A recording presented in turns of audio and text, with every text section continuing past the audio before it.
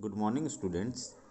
Today we are discussing question number 4 from exercise 7.4. Now, question first is write an equivalent fraction of 4 upon 5 of the following. In this question, we have to find out the denominator 25. Student, listen carefully.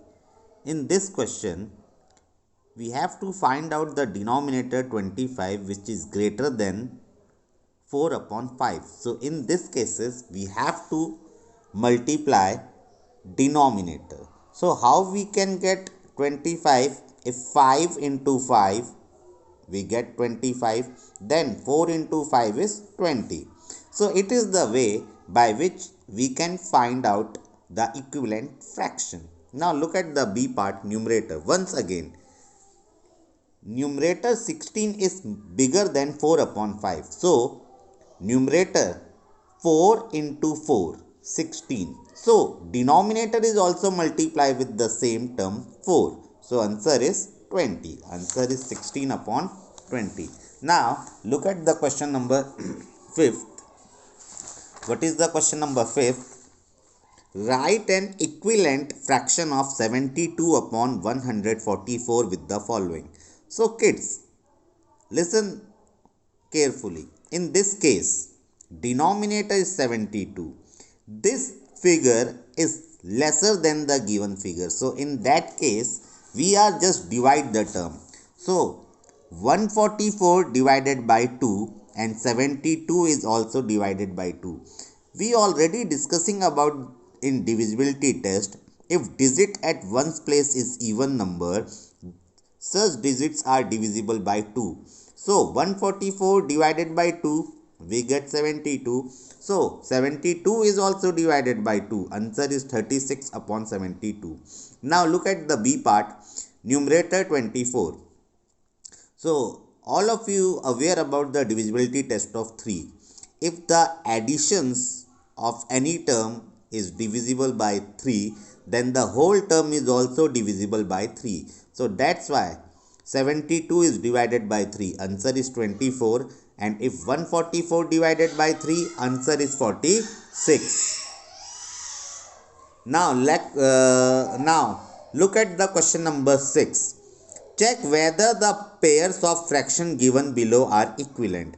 So we have to do this question by two methods. First one is method first, 7 upon 8 and 12 upon 16. Here 7 upon 8, 7 and 8 both are divisible by itself. So we have to focus on the second term, 12 upon 16. 12 upon 16, 12 and 16 both are divisible by the common table 4. If 12 divided by 4 we get 3, or if 16 divided by 4 we can get 4. So 3 upon 4, look at here. 3 upon 4 is not equal to 7 upon 8. And method second is cross multiplication. What we have to do in this method?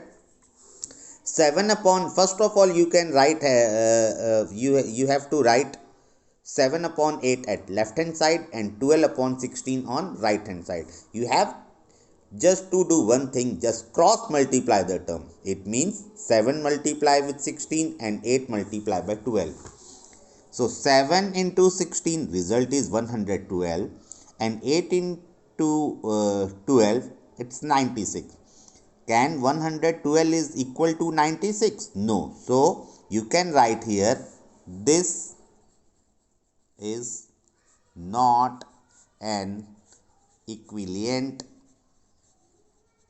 fraction. I hope you can easily understood. Look at the B part, 5 upon 6 and 15 upon 18. First of all, we are using method first.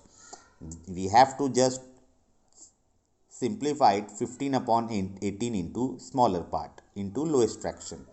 So in this we can get 5 upon 6. Yes.